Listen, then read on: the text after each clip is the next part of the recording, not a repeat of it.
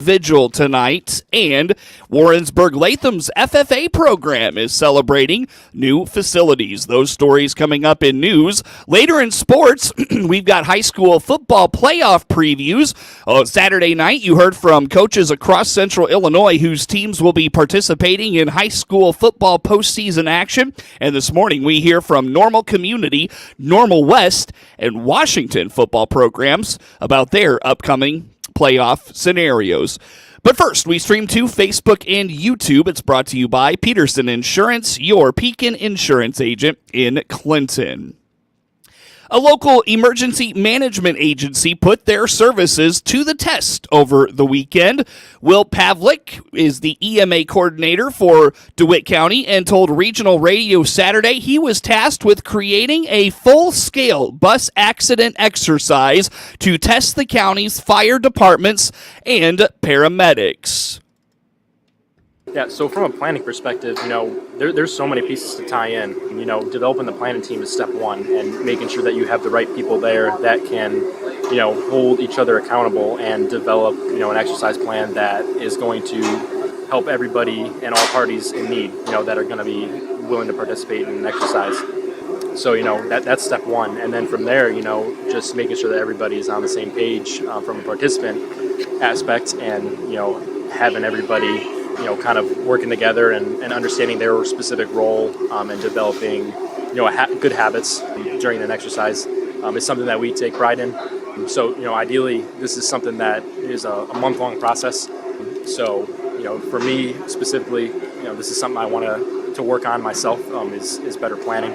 But I think in the long run, that's going to be your number one key is the planning, and that's what we do here in EMA is we're planners. We try to develop strong abilities to account for all hazards, all threats, and so like I said, that's kind of what we do here in EMA and something we take pride in. He says emergency services always have things they can work on, but overall the exercise went well and even finished ahead of schedule. Pavlik also expresses gratitude to the Clinton Auto Auction and all the volunteers who made the event happen. I think there was their fair share of strengths and weaknesses.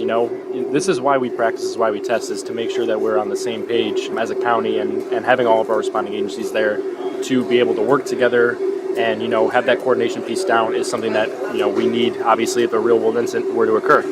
Obviously dramatically, we don't want to think that it's going to happen, but the reality is that it always can. So it's a matter of being prepared and making sure that we're all working together and on the same page, and making sure we're filling the proper gaps we need to be able to respond successfully to an incident of that nature. Yeah, so it's definitely something that we take pride in, and we we're very appreciative of Lance over here at the auto auction. He was very willing to give up his space for us for the day. He's been super supportive of law enforcement, EMS, fire, all first responders in practicing and training and making sure that everybody is prepared for a situation like this. So it was very easy to work with Lance and to get this property secured, and also with Mark Mathon with the DeWitt County Highway Department using his facility for some of our staging areas. So we really appreciate those two and all of their efforts to help us with that. And then, from outside of that, the volunteers, having people, in moulage and makeup and stuff, and acting as victims in a mock bus accident can be scary, and we really appreciate everybody that came out and devoted their Saturday morning with us. But, at the end of the day, the victims is what makes this training. If they can act the part and, help out these fire departments and EMS in any way possible so that they can get a more real life experience from it, then that's what we're gonna roll with. We're gonna make sure we have good volunteers, and everyone was very supportive from the very beginning. And so our office and everyone involved is just very appreciative of all that. Pavlik notes the county and the state require them to do exercises of this nature every 6 to 12 months. So we have our county and state accreditation requirements. So ideally, we're looking at trying to do an exercise per year. Not necessarily a full-scale exercise every year, but if we can get one every 2 or 3 years that, kind of tests certain capabilities, that's kind of what we're shooting for. It doesn't necessarily always have to be a mass casualty incident. This was just this particular plan that we were testing and kind of going forward with. So ideally, we're looking at trying to get out and train our people and then follow it up with an exercise, like I said, every 6 months to a year, trying to get different components of our biggest threats and hazards within the county tested and properly shored up so that we are able to, respond accordingly or, mitigate or recover from, because it's not just about responding in EMA. We always have to prepare for, the recovery aspect of certain disasters and the mitigation piece. So, there's a lot of things to it. And so, like I said, we try to do it as often as possible. If you'd like more information on the DeWitt County EMA, visit DeWittCountyIL.gov or contact their office.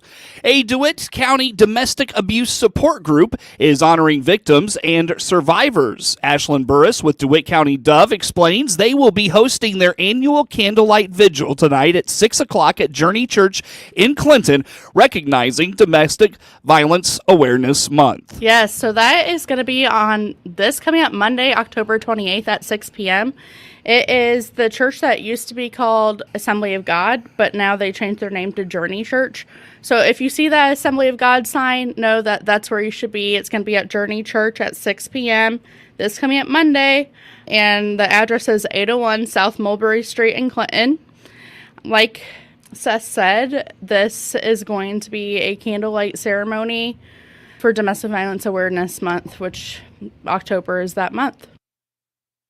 Burris says the event will have a few guest speakers who will share testimonials and information, as well as the candlelighting to honor victims who have died due to domestic violence situations, people who have survived, and advocates of domestic violence. So there will be some guest speakers. There will be some candles lit to honor, recognize, and raise awareness for maybe anyone that's ever suffered and died due to domestic violence. Also survivors of domestic violence, maybe people that have gotten away from that domestic violence situation and now they're free.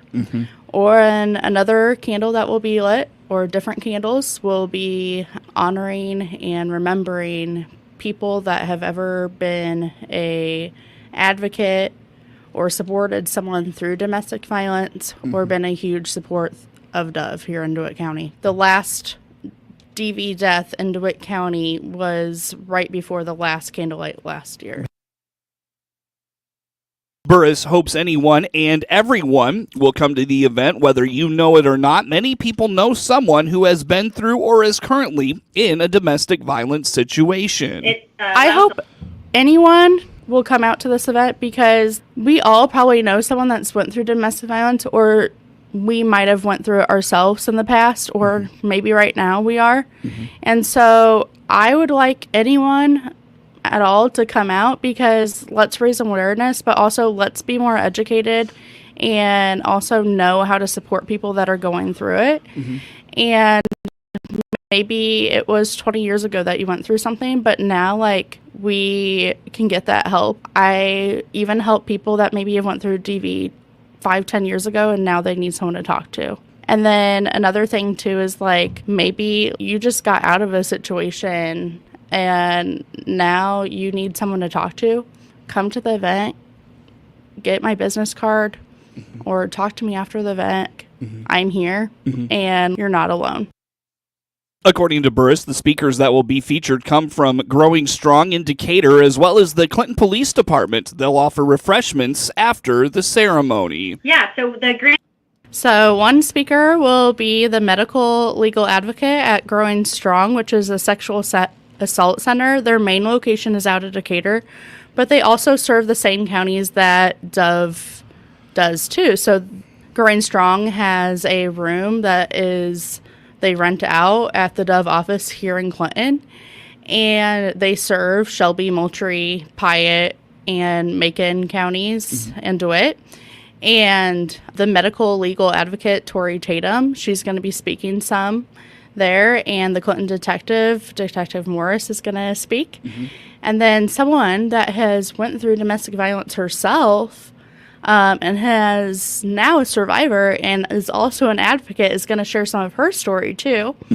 I also will be speaking some too about what domestic violence is, how we can be a support to others, and ways to get involved.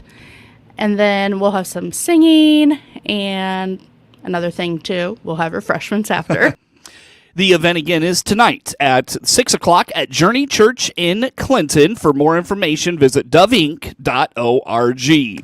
Still to come this morning, coming up in sports, we've got previews of the high school playoff matchups for Normal Community, Normal West, and Washington High Schools, as those coaches joined us Saturday night as a part of our playoff show coverage. And we've got a preview of tonight's Clinton versus Monticello High School volleyball regional matchup at Bloomington Central Catholic. Those stories coming up later in sports. A Central Illinois school district is excited to be able to utilize a new greenhouse. Lisa Agnew is the Warrensburg-Latham High School FFA advisor and explains the program has a lot of new members. In large part, it's thanks to the Illinois Department of Agriculture paying membership dues, which means anyone enrolled in an ag class at the high school is automatically signed up for FFA. Yeah, so we are growing. We have a lot of freshmen and sophomore members, so those green hands getting our foundation set. We have a lot of new members to our program this year. Overall, we have 181 students in all of our ag classes, and those members are automatically inducted into the FFA thanks to Illinois Department of Agriculture paying those FFA dues. But we do have around 30 really active members that participate that we can really count on for our chapter FFA events. So we're really proud of our program. We're growing. We have a lot of goals that we hope to achieve in the coming years, and we have a really great officer team this year that we're really proud to lead our chapter in a really bright direction. Andrew Cornett is the treasurer and explains ADM provided a grant to them in order to build the new greenhouse. It's very nice inside. ADM did provide us with the grant to build that. They gifted us around $1,900 for plants and stuff to put inside of there. We're looking forward to growing flowers and vegetables this spring and then poinsettias in December 2025. Agnew says they plan to have a plant sale once the greenhouse is finished and they have all the electricity and plumbing they need. They'll begin growing their own plants to have their sale in the spring. Yeah, so the grant that we received through National FFA is what we're going to buy our plant starts with. So we still have a few minor things to get done in the greenhouse, like electric and plumbing, before we can actually grow anything. So we're hoping here in the coming months, hopefully in October, we'll have that complete, and then we will immediately start with our flowers and vegetable starts to hopefully sell in the spring. And all of those startup costs, we received a grant through National FFA, the grants for growing. So those costs will be covered by National FFA, so we appreciate their time and consideration in that. So that's how we'll get started with our plant sale. According to Agnew, vegetables and flowers will serve as a great fundraising effort for the program, but it will also give a sense of pride to students who are part of making the sale happen. It will also be of course be a great learning tool for the program. It allows a lot of longevity funds for our chapter, so we can do all of the great leadership experiences and ag industry tours that we want to do with our program, and the funds for those sales will really help keep the greenhouse up and running with maintenance, and it's just a really well-rounded tool that we can use with almost every class in our ag program to help those students learn and grow. Yeah, so it is definitely hands-on. It's great learning about plant anatomy, but really things start to stick in students' brain when you can take what you learned in the classroom and apply it to plants out in the greenhouse. So learning why we use certain fertilizers, they'll actually be able to do that. Why we have plants in certain areas of the greenhouse for sunlight or for heat. They will learn those things in a hands-on way. They'll learn the variety of types of plants, their benefits, and they'll also get to learn some of the agribusiness side. So marketing, how do we figure out what our plant prices should be so we don't take a loss? How do we market those products, and so on and so forth. So again, it can just be used in every single class that we teach, and we're really excited for the future plans we have for it. The Warrensburg-Latham High School FFA is very grateful to the organizations that provided grants to them for the greenhouse. If you'd like more, visit ilaged.org or find them on Facebook. 24 minutes after 7 o'clock on this Monday. We've got much more to finish up the hour on WHOW. Baum Chevrolet Buick offers a full transportation options while giving you peace of mind. This is Scott Baum from Baum Chevrolet Buick here in Clinton or Farmer City. This is what we strive to do each and every day. We'll listen to you, give you options for routine maintenance, major mechanical problems, or collision repairs with a staff that is knowledgeable to find the best option for you. Baum Chevrolet Buick, your full-service dealer. See us at baumchevybuick.com right from the start. News time is 24 minutes after 7 o'clock on this Monday. A top national FFA honor for the member of the Taylorville FFA chapter this weekend at the FFA convention in Indianapolis. Lizzie Schaefer won American Star in Agri-Science this past weekend. Immediately I reached over and hugged my mom, who's also my ag teacher, and then I ran to the middle of the stage and I was shaking. I couldn't control it. I've been so nervous all day, and I do not get nervous. It's very, very rare. I've been texting a lot of people today, and they've been amazing at helping keep me stable and actually in the mentally right place for it, and I just think that it's been amazing that all the people have been supporting me and helping me along the way. So I want to continue communicating my research to as many producers as I possibly can. It's always an amazing feeling to get producers to come back to you and say, hey, your research really helped me on my operation, and I want to continue doing that. I love that feeling, but I also work for HGTV and ESPN at Kansas State, and I want to learn from them because I believe that sports do an amazing job at promoting what they do. I want to learn from them, be able to take it back to the agriculture industry to promote on a larger scale, be able to promote my results on a larger scale as well. Ty Steffen of the Newark FFA chapter was a finalist for the American Star Farmer Award out of Illinois. The new national FFA president is from Illinois. Thaddeus Bergschneider hails from the Franklin FFA chapter and is a former Illinois FFA president. His father inspired him to join FFA. Yeah, it was my dad. I told my dad that I didn't want to join FFA at first. I'm from a farm. I have 6 siblings, and my oldest brother, Luke, he likes machinery and hands-on farm work a little bit more than I do. So I saw him and I saw myself, and I'm a little bit more of a bookworm, and I like writing and I like all these different things. I didn't know if FFA was where I should spend my time. And my dad told me to try it anyway.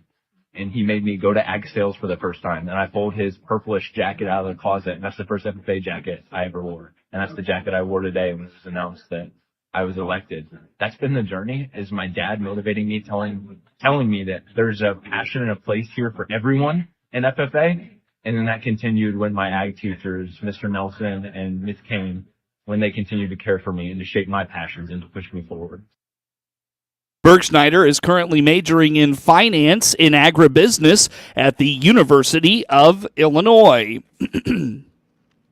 Known for trick-or-treaters and candy, Halloween is around the corner, but a certified canine behavior health specialist has a warning for those with animals at home. Usually, after a candy haul from the neighbors, kids spread out their goodies on the floor to pick out their favorites. However, Dr. Valerie Farmer-Dugan says many animals, like dogs, take advantage of the opportunity to eat said candy. Reports indicate many sweet treats are toxic to animals. If you think they've ingested a fair amount, you want to call poison control. And there's a 800 hotline I can give you. It's 888-426-4435. And of course, if you just Google animal poison control, it'll pop up for you. There is a consultation fee for that, but there'll be a veterinarian who's also a toxicologist online, especially they have multiple people working Halloween, to tell you what is the best way to treat that. The really dangerous thing is not so much chocolate these days, but it's the xylitol that's in so many candies and gum particularly. So if it's an artificially sweetened candy or gum, you really want to get that xylitol out immediately, and you're probably going to make a run to animal emergency care. According to the American Veterinary Medical Association, some candies like raisins can cause pet kidney failure. According to Dr. Farmer-Dugan, pet owners can call the Animal Poison Control Hotline if a local hospital is not open on Halloween. That hotline is 888-426-4435. News time is 29 minutes after 7 o'clock on this Monday. Coverage of news today is brought to you by Baum Chevrolet Buick in Clinton, your Silverado headquarters, and we stream to Facebook and YouTube. Brought to you by Peterson Insurance, your Pekin Insurance agent in Clinton. Coming up on 7:30 on this Monday, we take a look at network news. Following the network, a look at local sports. We had our high school playoff show Saturday night. This This week in sports, we hear from the coaches we talked to. Today we start with Normal Community, Normal West, and Washington as they are in the larger school divisions of the IHSA postseason. Washington Normal West embark on a 6A playoff run, while Normal Community seeded 6th in the Class 7A playoffs. Also tonight here on WEZC, we'll hear Monticello volleyball action as the Lady Sages take on Clinton in regional play from Bloomington Central Catholic. It's first serve is at 7. Network News is now. With SRN News, I'm Rich Thomason. Police estimate 75,000 people turned out for last night's Trump rally at New York's Madison Square Garden, maximum seating for roughly 20,000. Democratic presidential hopeful Kamala Harris suggesting that former President Trump is divisive in the extreme. Harris hoping to energize her base during a stop in Philadelphia. NATO says it has confirmed the presence of North Korean troops in Russia sent there to join Russian forces in Ukraine, with some of the North Koreans already deployed. Ukrainian intelligence says some North Korean units have showed up in Kursk. McDonald's says it plans to start selling quarter pounders again in the coming week following an outbreak of E. coli. On Wall Street this morning, stock futures are higher. The Dow futures up 113 points. NASDAQ futures ahead 117. More details at srnnews.com. Drivers who switch and save with Progressive. Code Gorka. With SRN Sports, I'm Jeremy House. In the NFL, the Philadelphia Eagles pull away to beat the Cincinnati Bengals 37-17. Philadelphia broke the game open by scoring 20 unanswered points after Cincinnati had tied the game at 17 with 4:16 left in the third quarter. Jalen Hurts rushed for 3 scores and tossed a 45-yard scoring strike to Devontae Smith. Saquon Barkley rushed for 108 yards on 22 carries. The Eagles are now 5-2. The Bengals fall to 3-5. That's correspondent Mike Reeves reporting. Other winners included Arizona, Atlanta, Cleveland, Detroit, Green Bay, Houston, New England, Buffalo, the LA Chargers, Denver, Kansas City, Washington, and San Francisco. In the NHL, winners were Edmonton, Montreal, New Jersey, and Colorado. This is SRN Sports. In the NBA, the Philadelphia 76ers win without 2 of their star players. With stars Joel Embiid and Paul George on the bench, Tyrese Maxey led Philadelphia to a 118-114 overtime win at Indiana. Maxey had 45 points, 38 of them in the second half and extra period, giving the 76ers their first win of the season. Indiana's Tyrese Halliburton's three-pointer sent the game into overtime, where Philadelphia had a 13-9 advantage. That's correspondent Tom McCabe reporting. Other winners included Portland, Brooklyn, Oklahoma City, and the LA Clippers. Major League Baseball, Aaron Judge and the New York Yankees need to start hitting if they're going to climb back into this World Series. New York has mustered 5 runs over 19 innings in 2 agonizing road losses to the Los Angeles Dodgers. Game 3 is tonight at Yankee Stadium. This is SRN Sports. Time now for a look at sports. I'm Seth Lawrence with this report. Experience in the postseason can be one of the most important things a high school football coach can rely on, and Normal Community football coach Jason Drangwitz has plenty of it. The Ironmen finished the regular season 8-1 overall and 8-0 in the Big 12 to win the conference title again in 2024. On the WHOW WEZC High School Playoff show Saturday night, Coach Drangwitz says his team just got better week to week. Well, I think it's just been a process of us. I feel like continue to get better week after week after week. We've stacked multiple days of practice together.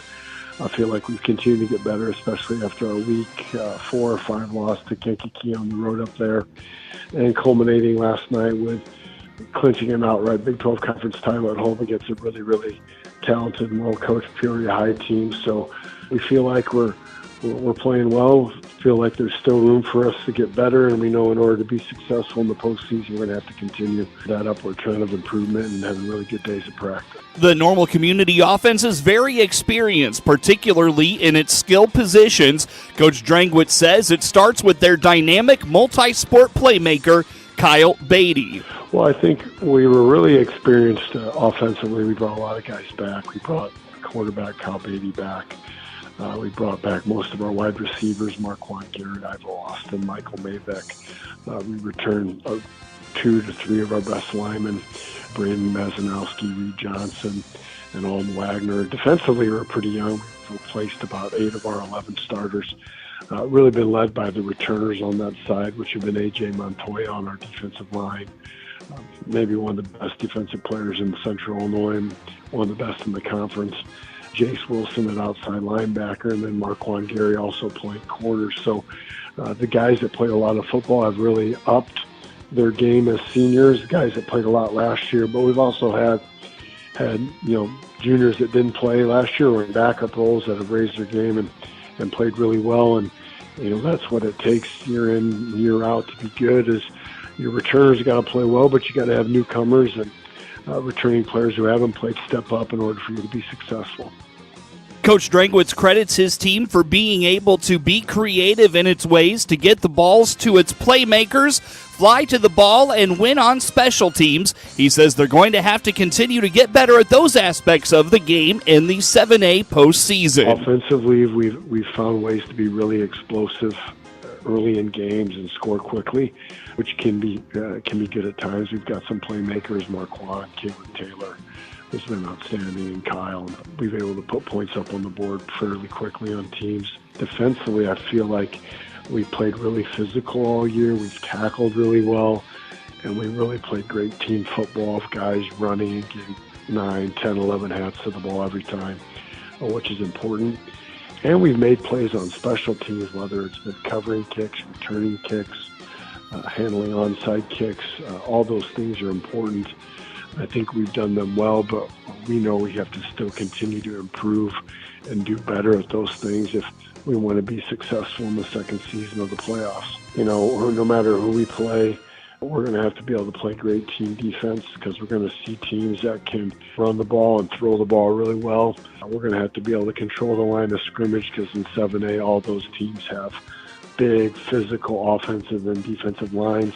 And at the same time, I think, we just got to continue to double down and be who we are and do the things that we do really well, get the balls to our playmakers and try to find ways to win special teams battles. And hopefully that gives you a chance this first week to be in a ball game at the end where you have a chance to win and move on to the next round. The 7A playoffs for Normal Community start Saturday afternoon when they host West Chicago in a first-round playoff matchup. A roller coaster season is how Normal West football coach Nathan Fincham described his team's 2024 7-2 campaign. The Wildcats started the year 2-2, and after some key losses to its team, Coach Fincham explains they reflected on challenging his young team to rise to the occasion, and he credits them because they won their final 5 games. Well, it's been a bit of a roller coaster season. We came in with a pretty young, inexperienced group. We had 2 years in a row where we graduated pretty senior-heavy classes. So we have a group coming in that hasn't played a whole lot. Not really sure what we're going to get. We know that we're talented at the younger levels. Our sophomores and juniors are pretty good. Didn't quite know what we were going to get out of everybody else that was coming back this year. So we started off the season pretty well against Peoria Notre Dame, game that we kind of snuck out with a win on the last minute or so there, and then obviously hit a road bump called Normal Community, and then bounced back against Danville, and really the turning point of our season, really we got beat by Bloomington pretty bad. We started to have quite a few injuries start to pile up, but they're a heck of a football team. But from that point on, I think we kind of reevaluated what we're about.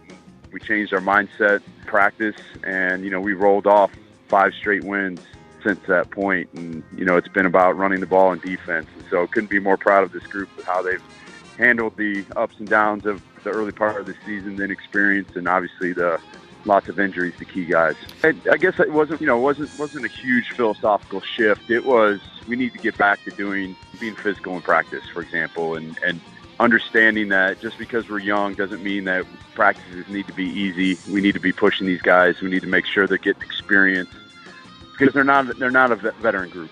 They need to learn how to practice hard. They need to learn how to play hard. They need to figure out how to overcome adversity. And that's kind of where we got back to. And that was the big thing for us. We came in with a bad mindset. Week 4 game against Bloomington, I think we were feeling sorry for ourselves. We lost our quarterback, lost our best linebacker, lost our best defensive lineman, our best free safety.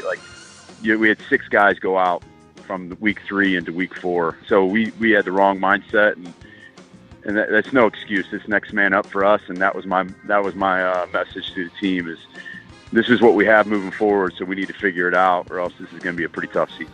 Coach Fincham calls Cooper Temple a Swiss Army knife and the shifting around he's done this season to go where he is needed. First and foremost, Cooper Temples has been huge for us. He's been, every year I think I have a Swiss Army knife type person. He's been that guy for us. He's been our lead blocker on power. He's been our leading receiver. He's been our power running back, and now he's been playing some quarterback. And so for him, he's just been everywhere. And our turnaround on defense, coincidentally or not, happened when he started playing linebacker for us, and so he's become a two-way player. But he's a guy that was a captain last year that unfortunately got injured, week 3, and then missed out the entire season with a bad ankle injury. And for him to come back and have the season that he's having so far this year, that's been huge for us. And then our defense obviously stepped up. We've had some guys, Warren Deliri and Jackson Hill, some defensive backs have really picked it up for us. And then our other skill guys on offense, Cody Mulbauer and Malik Givens, have been obviously very explosive for us and can take it to the house on any time they touch the ball. Normal West has run into East St. Louis the last 2 seasons in the second round of the 6A playoffs, and it looks to be the projected opponent if they beat Chicago Simeon Saturday. Coach Fincham says they have to win the first one to get to the second one. Avoid East St. Louis. I don't think anybody's going to be able to do that. For us, it's just to continue on with the formula that we have. We've been really successful with focusing on defense and being really good there, and then obviously taking care of the football and running the ball, and picking our moments of when we want to be explosive with the pass plays. And that's something that we've done a really good job of the last 5 weeks. And so for us, we're starting to get into some cooler weather. We're starting to get into some playoff tight games. And so for us, that's the formula that we need to continue to use. Today, I've kind of just taken a day off of it and spent some time with my family. It's like one of the better Saturdays season because you don't have a game yet to worry about. You get to spend some time with your family. So we were able to do that. It looks like we're going to have a repeat of last year. To me, it looks like, we're probably going to get Simeon and then East St. Louis. And so that is what it is. You got to win the first one to get to the second one. So our focus will be on whoever we got first round. Normal West will host Chicago Simeon on Saturday. After an 0-2 start, Washington football coach Todd Stevens says his team matured a lot and won its way to a second straight Mid-Illini Conference title in 2024. The Panthers lost to Canelan and Kankakee, but won 7 straight after that to finish 7-2. Coach Stevens indicates in the process his team grew up and showed a lot of maturity in its response to those 2 early losses. Well, we started right out of the gate, had 2 quality opponents, and we kind of like to do that to get us prepared for Mid-Illini Conference battles. Went and we played Canelan week 1. It looked like they are qualifiers tonight as well. And then we played Kankakee week 2. We had replaced a lot of seniors last year, and so we kind of, went through the growing pains, so to speak. We replaced 7 on defense. We did have some offensive returns on our offensive line. We felt that was our strength coming back. But, some of those groups, it takes a little longer to gel, and we kind of finally found that, made some improvements week 2, and then kind of put it all together against Metamore in week 3. And again, we kind of preach that, we want to put ourselves in positions where we're not always comfortable. We don't want to get ourselves in a position where we feel we can't grow as a team. And so I think everybody was still pretty positive. We thought we had a pretty good football team. We had a lot of guys, like I said, that had never gotten a varsity start before until week 1. And, like I said, showed signs of improvement week 2. I think everybody was generally positive. But, obviously maybe a little bit more nervous, you know what I mean, after going 0-2. But I think, again, those are the types of things that you have to do to grow and move forward as a team. Coach Stevens feels they had a lot of kids that could have started at a lot of other programs last year, but sat behind some talented kids that led Washington to the 6A semifinals. This year, those kids have stepped it up. Yeah, you know, and we had a number of kids that on normal years, they would have started for us as juniors. And we just had a fantastic senior class last year. We had an all-state running back, Kanan McQuarrie. And Hunter Reed this year kind of had to sit and watch him take most of the snaps last year. And he's making the most of it. He's over 1,000 yards, and, you know, he's just 4 touchdowns last night and a big win against Morton. And he's definitely making the most of his opportunities for sure. Coach Stevens says his team cleaned up a lot of the early issues that plagued them, primarily penalties. Now it's about staying healthy and continuing to play good football. Well, I think we need to continue to do what we've been doing. I mean, it's been a great 7 weeks for us. We continue to get better, but we had to overcome some of those early obstacles. We were making some mental errors, and we started to reduce our penalties and turnovers, and now we're just kind of seem to be everybody clicking and everybody on the same page. And, you know, obviously when you come out, it's a team effort, and that happens and starts on Monday in practice. Our scout teams for us have been fantastic, and I think that needs to continue. You know, sometimes you get to a point where some people start getting a little bit tired. They just kind of dig down and fight through some of that. And if we overcome some of those things and bruises and stuff like that, and we've got a great trainer on staff that keeps these kids on the field, and I think that's really, like I said before, a war of attrition at this time of year. So. The postseason journey for the Panthers begins Friday night at 7:30 when they host Palos Heights Shepherd. The Clinton Lady Maroons will battle the Monticello Lady Sages in Class 2A regional volleyball action tonight at Bloomington Central Catholic High School. Monticello is seeded 5th, while Clinton is seeded 12th. Game time is 7 p.m. It follows Prairie Central taking on Olympia at 6 p.m. Hear tonight's action on 95.9 FM WEZC and online at DeWittDailyNews.com. Get sports anytime at DeWittDailyNews.com. This is staff meteorologist Jennifer Wojcicki with your regional radio forecast. Cloudy skies with a few peaks of sun today, with daytime highs approaching 71. Winds out of the south 10 to 15 miles per hour. Lows level off around 63. Tonight, partly cloudy skies. A blend of clouds and sun. Tomorrow, highs around 83. Hear weather twice an hour or online anytime at DeWittDailyNews.com. Right now, it's 40.